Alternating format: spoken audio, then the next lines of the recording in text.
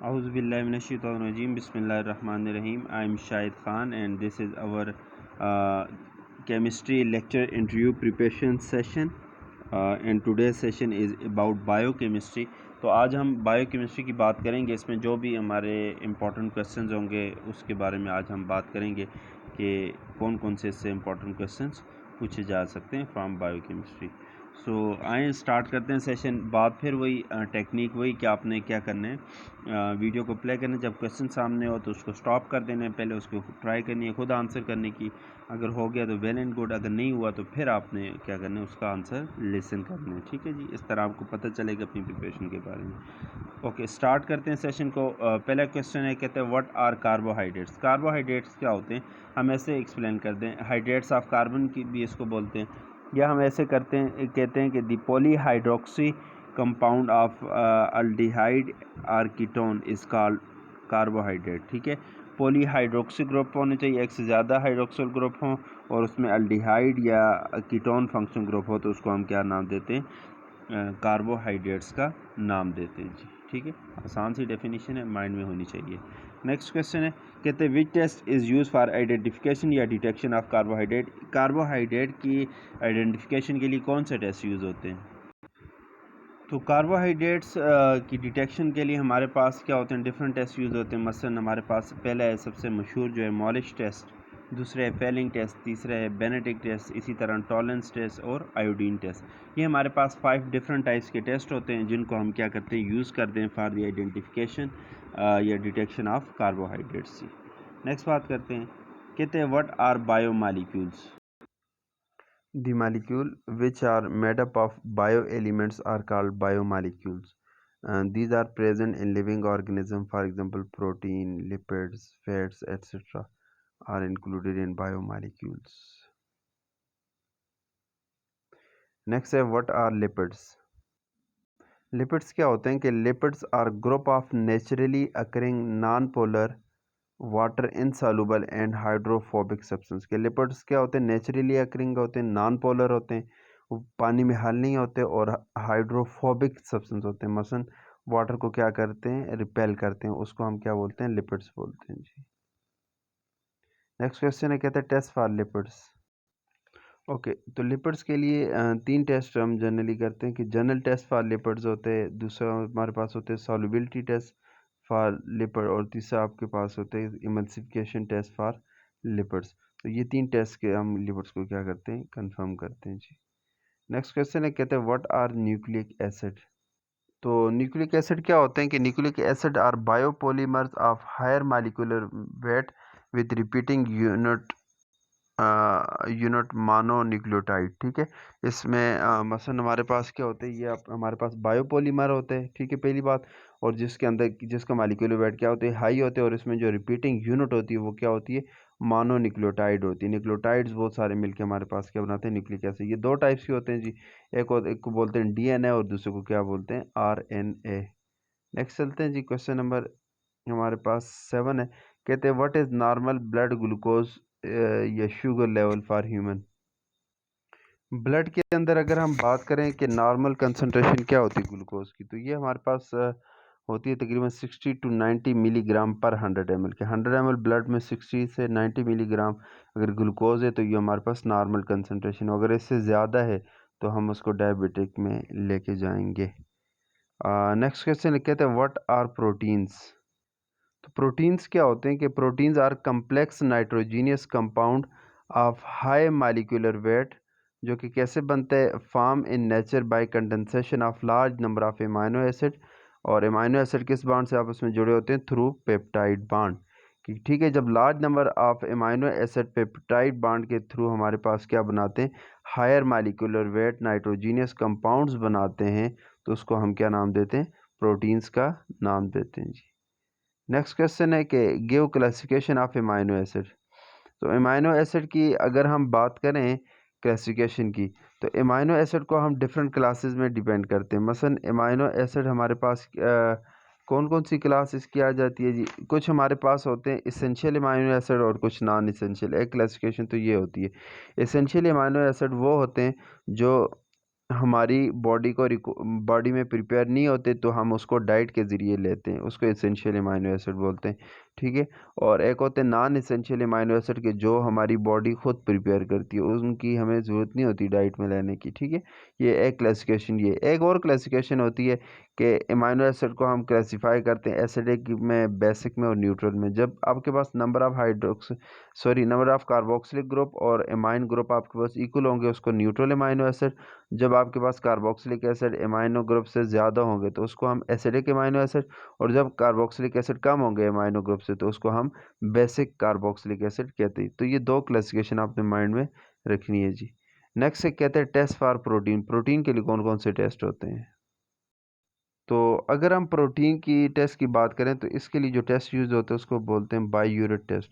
बाईयूरेट test is a test used to identify proteins. ठीक है। उसके बाद है व्हाट इज डीपी। डीपी एक टर्म है, ये क्या होती है जी? तो डीपी जो है ये stand for degree of polymerization. ये हमारे पास एक टर्म होती है, बहुत इंपॉर्टेंट, अक्सर पूछी जाती है। ठीक है। स्टार लगा लें इस पे कि ये हमारे पास क्या होते हैं, number of monomer in a polymer is called degree of polymerization. कि जो कोई पॉलीमर है उसमें कितने मोनोमर्स जुड़े हुए हैं उसको हम क्या बोलेंगे, डिग्री ऑफ पॉलीमराइजेशन। ये कहाँ पे हेल्पफुल होते हैं? कि ये हेल्पफुल होते हैं हमारे पास मालिक्यूलर मास ऑफ है पॉलीमर को फाइंड आउट करने के लिए, कि पॉलीमर का मालिक्यूलर मास है उसको फाइंड आउट करते हैं। इसकी मतलब क्या मतलब, मतलब हमारे पास इक्वेशन आ जाती है कि molar mass of polymer is equal to, मैं यहाँ पे लिख लेता हूँ। ठीक है। कि molar mass of polymer, polymer ये हमारे पास क्या होता है, बराबर होता है, ये आपके पास बराबर होते हैं मास ऑफ मोनोमर,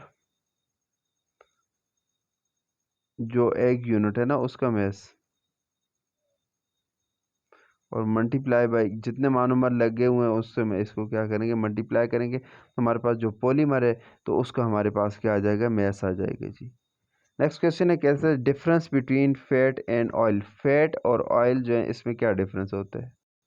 ये क्वेश्चन भी अक्सर औकात पूछे जाते हैं, सिंपल सा होता है कि फैट और ऑयल में क्या डिफरेंस है। तो याद रखें फैट्स आर सॉलिड और सेमी सॉलिड। ठीक है।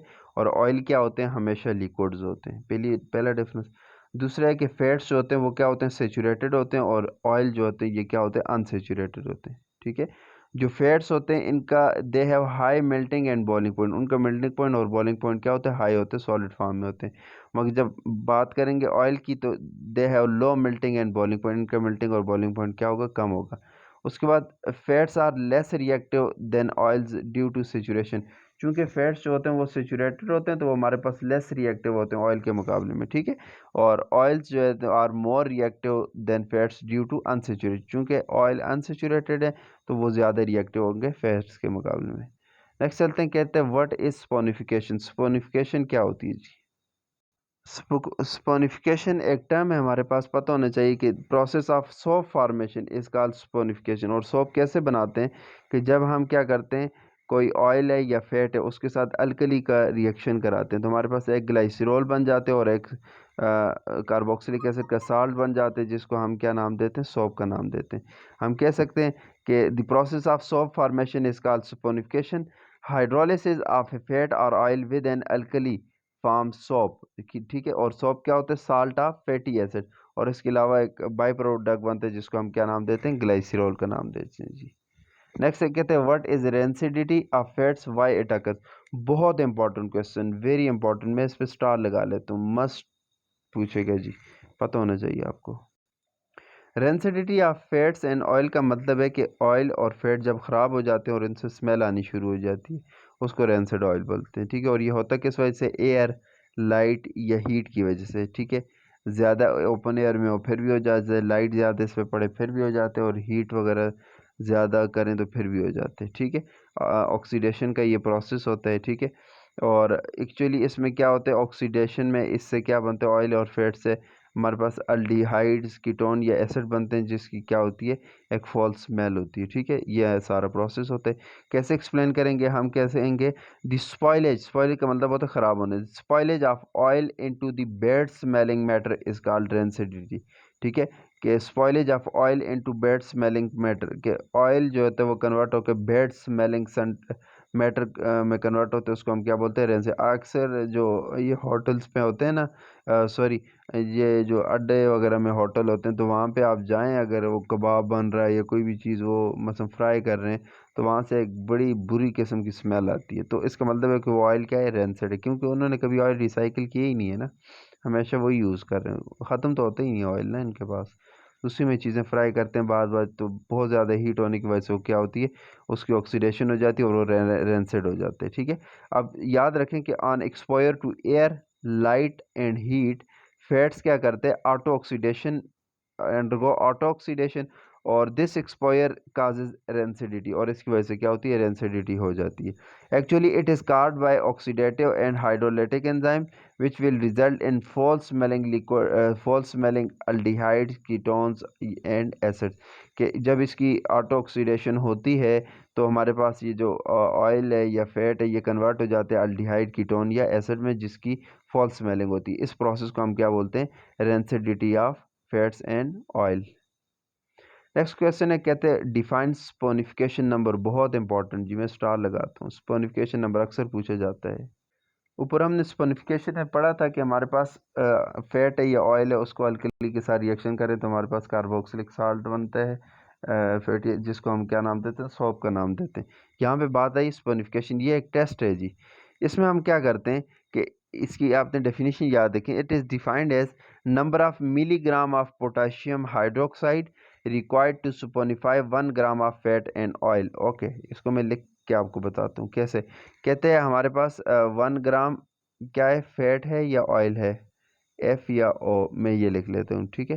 प्लस अब 1 ग्राम फैट या ऑयल है, उसको सपोनिफाई करने के लिए आपको क्या चाहिए, सोडियम हाइड्रोक्साइड चाहिए, ठीक है, मसलन बेस चाहिए ना। तो ये बेस जो है ये आपके पास okay, number of milligram of potassium, okay, ये कितने मिलीग्राम चाहिए, एम जी,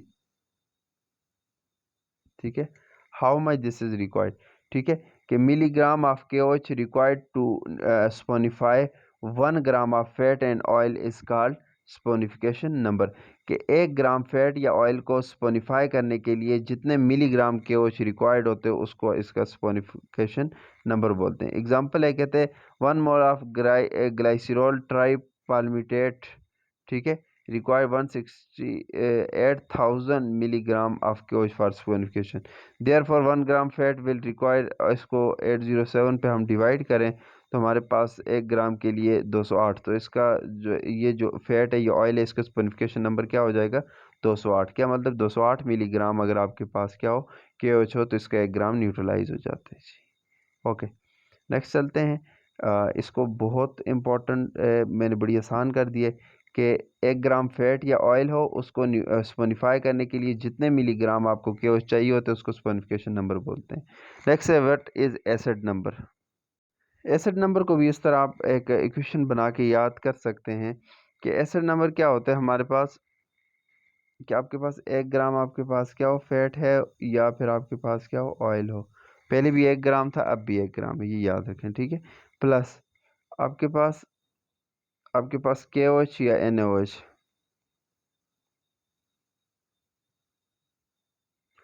के ओ एच या फिर एन ओ एच।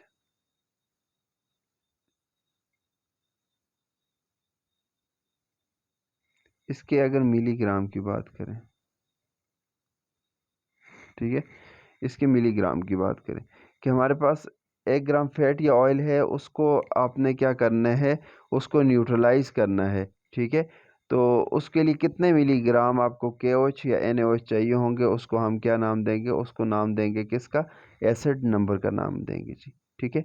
1 ग्राम फैट या ऑयल को न्यूट्रलाइज करने के लिए जितने मिलीग्राम के ओ एच या एन ओ एच चाहिए होते हैं उसको इसका एसिड नंबर बोलते हैं। और ये हमें हमारे पास क्या करता है, डिटरमाइन करता है किस चीज़ को जी, एसिड नंबर डिटरमाइन करता है अमाउंट ऑफ फ्री एसिड, ठीक है, जो फ्री एसिड प्रेजेंट होते हैं उनको डिटरमाइन करते हैं। उसके बाद है व्हाट इज़ आयोडीन नंबर। तो आयोडीन नंबर के लिए भी इस तरह की एक टर्म लगा के हम इसको याद कर सकते हैं कि हम इसको कैसे एक्सप्लेन करते हैं। हम कहते हैं कि आपके पास क्या है, ऑयल है, अब फैट के लिए नहीं, ये यहाँ बॉयल होगी ऑयल के लिए, क्योंकि अनसेचुरेटेड के लिए, ऑयल के लिए कितना ऑयल है जी, 100 ग्राम, 100 ग्राम हमारे पास क्या है, ऑयल है। अब उसके लिए कितने ग्राम आपको आयोडीन चाहिए, आयोडीन जो है वो कितने ग्राम चाहिए, ताकि इसको क्या करे, इसके साथ रिएक्शन करे, क्योंकि ऑयल आपको पता है ना अनसेचुरेटेड होते हैं, ठीक है, और ये हेलोजनस, हेलोजन अनसेचुरेशन में ऐड होती हैं, ठीक है।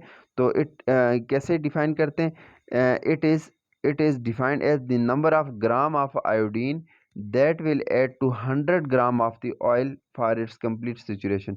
कि ऑयल अगर आप 100 ग्राम लें, उसमें number of gram of iodine that will be added to that compound for saturation, तो उसको हम क्या नाम देंगे, उसका आयोडीन नंबर का नाम देंगे। उसके बाद है what is hardening of oil. Hardening of oil जो है ये एक इम्पॉर्टेंट टर्म है, कि इसमें हम क्या करते हैं, ऑयल को सेमी सॉलिड फैट में कन्वर्ट करते हैं, ठीक है। The conversion of oil into semi solid fat is called hardening of oil. Oil जो है इसको हम कन्वर्ट करते हैं सेमी सॉलिड फैट में बाय मींस ऑफ हाइड्रोजिनेशन। और हाइड्रोजिनेशन कैसे करते हैं कि इन द प्रेजेंस ऑफ निकल कैटालिस्ट हमारे पास हाइड्रोजन इसमें ऑयल में ऐड हो जाती है। तो इस प्रोसेस को हम एक और मकसद के लिए भी यूज़ करते हैं, एक और मकसद के लिए यूज़ करते हैं, किस लिए, for manufacturing of vegetable ghee from vegetable oil, oil से घी बनाने के लिए भी इसको यूज़ करते हैं जी। उसके बाद नेक्स्ट क्वेश्चन है, कहते हैं डिस्कस क्लासिफिकेशन ऑफ एंजाइम। तो अगर एंजाइम की क्लासिफिकेशन करें तो हमारे पास international union of biochemistry IUB ने एंजाइम को 6 मेन टाइप्स में क्या किए, क्लासिफाई किए। पहली टाइप है जिसको बोलते हैं ऑक्सीडो रिडक्टेज, ठीक है। दूसरी टाइप है ट्रांसफीरेज। तीसरी टाइप है हाइड्रोलेजेस, ठीक है। चौथी टाइप है लाइजेस, ठीक है। पांचवी टाइप है आइसोमेरेजेस और छठी है लाइगेजेस, ठीक है। तो ये हमारे पास क्या है, 6 टाइप्स हैं क्लासिफिकेशन ऑफ एंजाइम की। उसके बाद है name various factor affecting enzymatic activity. तो बहुत सारे फैक्टर हैं जिसमें हमारे पास कंसंट्रेशन आ जाती है, टेम्परेचर आती है, इफेक्ट ऑफ pH आ जाती है, रेडिएशन वगैरह जो एंजाइम एक्टिविटी को क्या करती हैं, इफेक्ट करती हैं। फर्स्ट ऑफ ऑल बात करेंगे कंसंट्रेशन की।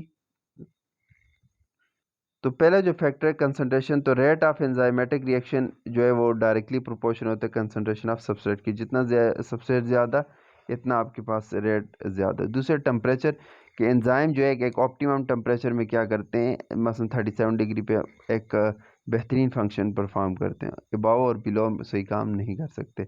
इसी तरह pH की बात करें तो हर एंजाइम एक ऑप्टिमम pH पे क्या करते हैं, अपना बेस्ट वर्क देते हैं। ये एंजाइम टू एंजाइम वेरी करती है। और एक और बात है रेडिएशन, के enzyme are inactivated by exposure to ultraviolet, beta rays या एक्स रेज या गामा रेज। इनसे एक्सपोजर होगा तो ये क्या होंगे, ये इनएक्टिवेट हो जाएंगे, ठीक है, डीएक्टिवेट भी आप कह सकते हैं जी। नेक्स्ट चलते हैं जी।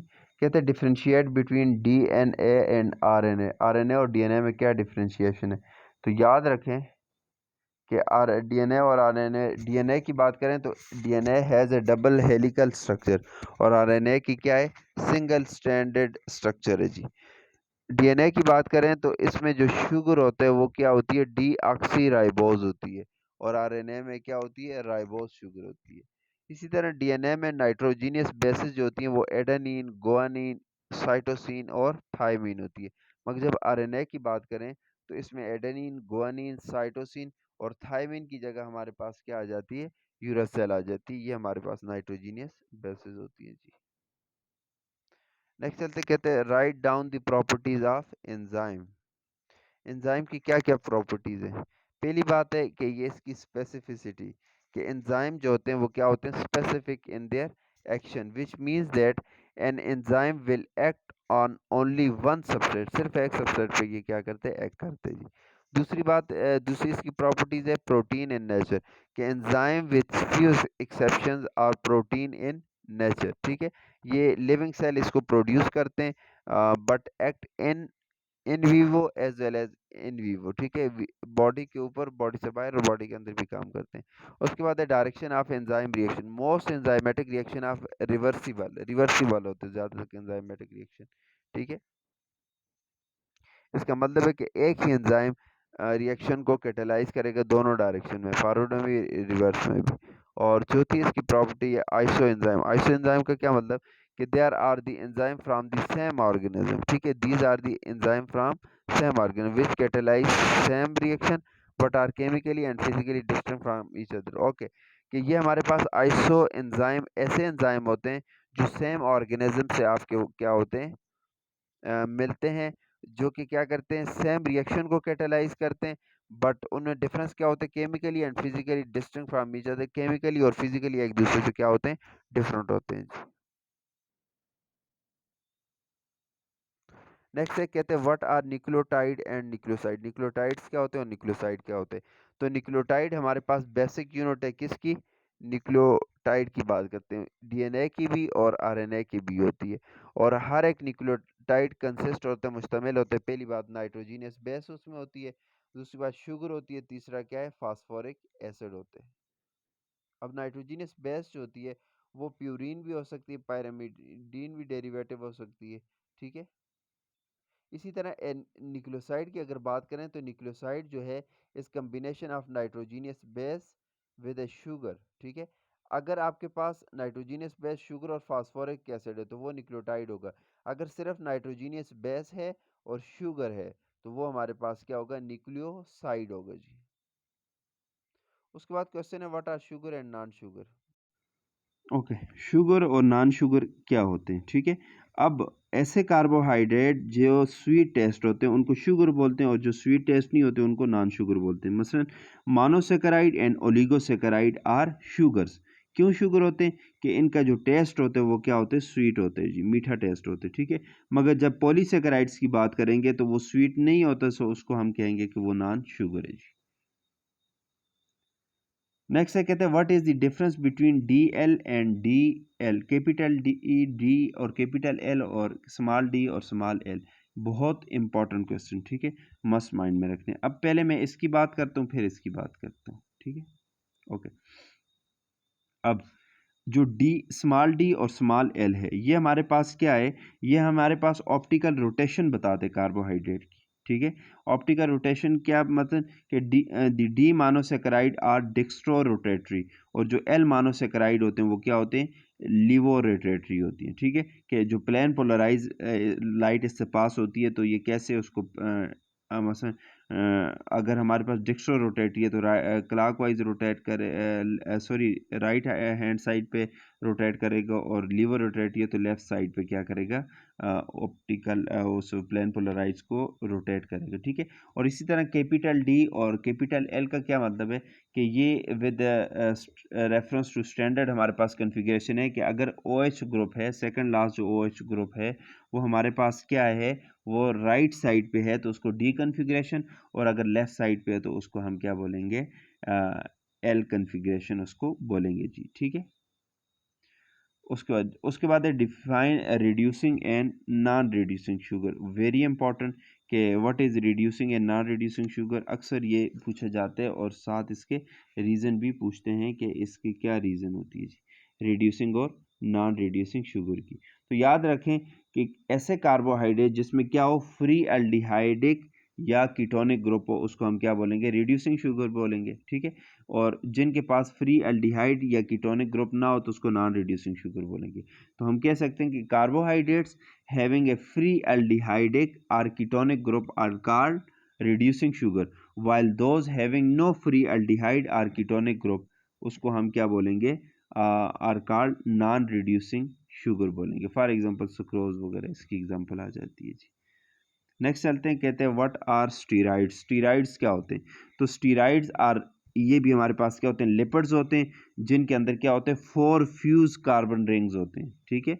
कि steroids are lipids which contain 4 fuse carbon rings that form the steroid nucleus. मसलन हमारे पास क्या है, साइक्लोपेंटेन पर हाइड्रो फिनंथ्रीन, ये हमारे पास क्या स्टीराइड्स की एग्जांपल है। आपने जैसे ये याद रखना है कि ये हमारे पास लिपिड की क्लास में होते हैं जिसके पहचान ये है कि फोर फ्यूज कार्बन रिंग होते हैं, ठीक है।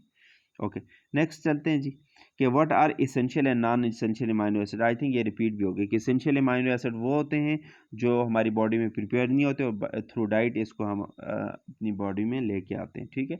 और नॉन इसेंशियल अमाइनो एसिड वो होते हैं जो हमारी बॉडी खुद प्रिपेयर करती है, इनकी ज़रूरत नहीं होती है हमें। What is peptide and glycosidic bond, peptide bond क्या होते हैं और ग्लाइकोसाइडिक बॉन्ड क्या होते हैं, दोनों में हम क्या करेंगे, डिफरेंशिएशन करेंगे। तो पेप्टाइड बॉन्ड क्या होते हैं, ये हमारे पास बनते हैं bye condensation of amino acid, ठीक है। अब एमाइनो एसिड में दो ग्रुप होते हैं, एक एमाइनो ग्रुप होते हैं और एक कार्बोक्सिलिक ग्रुप है। तो एक एमाइनो एसिड का एमाइनो ग्रुप और दूसरे एमाइनो एसिड का कार्बोक्सिलिक ग्रुप जब आपस में क्या करते हैं, कंडेंसेशन करते हैं और एक वाटर मालिक्यूल एलिमिनेट होते हैं, तो इसके रिजल्ट्स में हमारे पास जो बॉन्ड बनते हैं उसको पेप्टाइड बॉन्ड बोलते हैं। तो पेप्टाइड बॉन्ड दो एमाइनो एसिड को आपस में जोड़ता है by means of amino group and carboxyl group, carboxylic group, ठीक है। और इसमें एक वाटर मालिक्यूल्स एलिमिनेट होते हैं, कंडेंसेशन रिएक्शन होते हैं, ठीक है। The bond present between two amino acid are called peptide bond, ठीक है, ओके। अब ग्लाइकोसाइडिक बॉन्ड क्या होते हैं कि दो जो हमारे पास कार्बोहाइड्रेट हैं उनके दरमियान जो बॉन्ड होते हैं कार्बोहाइड्रेट के अंदर, ठीक है। मसलन दो ग्लूकोज आपस में जोड़ रहे हैं, ग्लूकोज फ्रुक्टोज आपस में जोड़ रहा है, वो जिस लिंक के थ्रू जोड़ेंगे उसको क्या बोलेंगे, ग्लाइकोसाइडिक बॉन्ड बोलेंगे जी। उसके बाद है व्हाट आर विटामिन, विटामिन क्या होते हैं जी, ये बड़ी इंपॉर्टेंट है, इसकी आपने डेफिनेशन याद रखनी है। विटामिन, तो विटामिन क्या होते हैं कि विटामिन हमारे पास क्या होते हैं, ऑर्गेनिक कंपाउंड्स होते हैं that human tissue can not synthesize, जो हमारी बॉडी में सिंथेसाइज नहीं होते, फिर हमारी बॉडी को ज़रूरत होती है हम कहाँ से लेते हैं, but that are required for normal growth and development and must be included in diet, ये प्लांट्स वगैरह वेजिटेबल्स वगैरह में होते हैं। विटामिन क्या होते हैं कि organic compound that human tissue can not synthesize but that are required for normal growth and development and must be included in diet. तो इसकी दो टाइप्स होती हैं, एक होती है वाटर सालुबल, एक क्या होती है, fat soluble. Water soluble vitamin वो होते हैं जो पानी में हल होते हैं और फैट सालुबल वो होते हैं जो पानी में हल नहीं होते बल्कि फैट में सालुबल होते हैं। फॉर एग्जांपल विटामिन बी और सी, ये दो आप याद रखें, ये वाटर सालुबल हैं, बाकी जो हैं विटामिन ए, ई, के, ये सारे आपके पास क्या होते हैं, फैट सालुबल होते हैं जी। नेक्स्ट चलते हैं, कहते हैं व्हाट इज फर्मेंटेशन, फर्मेंटेशन क्या होती है जी, ये हमारे पास क्या होती है, एक टेक्निक होती है फर्मेंटेशन, कि fermentation is a process in which, जिसमें क्या करते हैं, chemical transformation of organic substance are accomplished through the activity of the enzyme produce by microorganism, कि इसमें माइक्रो ऑर्गेनिज्म को यूज़ करते हैं, वो क्या करते हैं, एंजाइम प्रिपेयर करते हैं और उन एंजाइम की एक्टिविटी की वजह से जो किसी केमिकल कंपाउंड में या ऑर्गेनिक कंपाउंड में जो केमिकल ट्रांसफॉर्मेशन, केमिकल चेंजेस जो आती हैं, ठीक है, कोई नया इंट्रोड्यूस होते हैं ग्रुप वगैरह, ठीक है, उस कंपाउंड में, उसको हम क्या बोलते हैं, फर्मेंटेशन। हम कह सकते हैं कि fermentation is a process in which chemical transformation of organic substance are accomplished through the activity of enzyme produced by the microorganism is called fermentation. Okay, next है, कहते हैं what are the requirement of fermentation, fermentation की क्या क्या requirement होती हैं जी।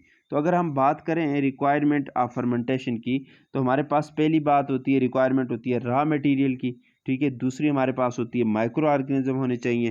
Third हमारे पास है ऑप्टिमल कंडीशंस होनी चाहिए। और फोर्थ हमारे पास जो कंडीशन है वो क्या है, प्रोडक्ट रिकवरी होनी चाहिए जी। नेक्स्ट है, कहते हैं what is difference between alcoholic and lactic acid fermentation. तो याद रखें both alcoholic and lactic acid fermentation जो है वो आपके पास क्या है, एनारोबिक है। एनारोबिक मतलब के in the absence of oxygen होंगी, ठीक है।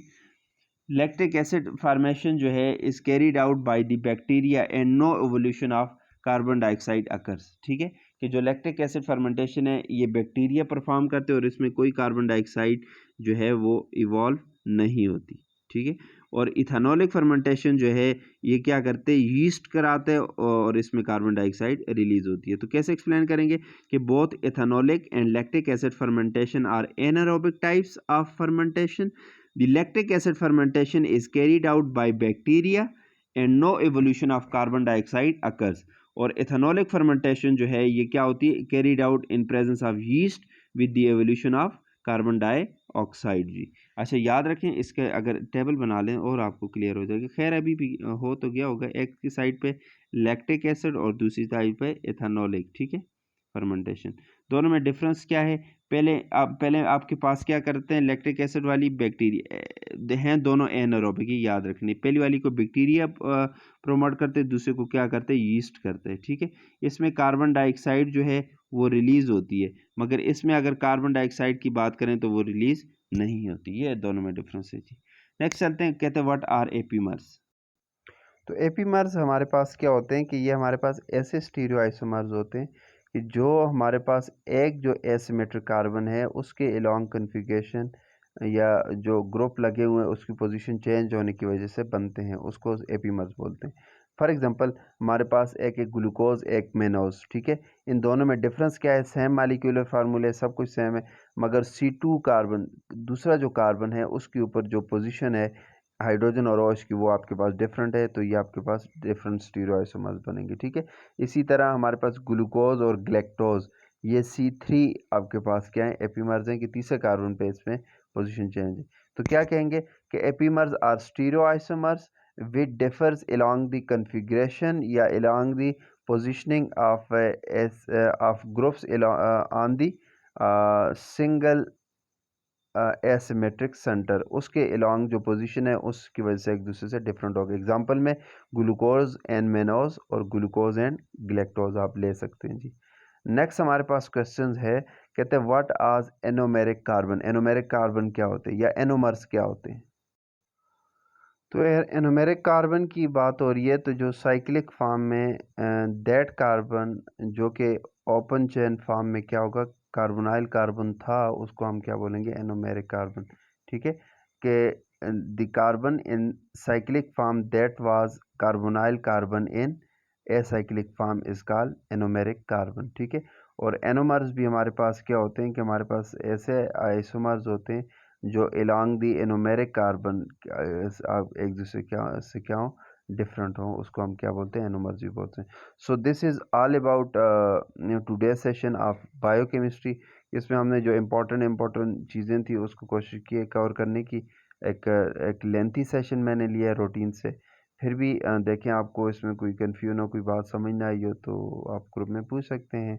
और इसके अलावा इसमें और भी चीज़ें हैं करने वाली, ठीक है, आप इटसेल्फ भी करें। अगर बाकी नहीं भी है, कम से कम ये जो क्वेश्चंस हैं जो मैंने कलेक्शन एक ली है इसको तो लाजमी सॉल्व करें, ठीक है। Wish you good luck, thank you so much.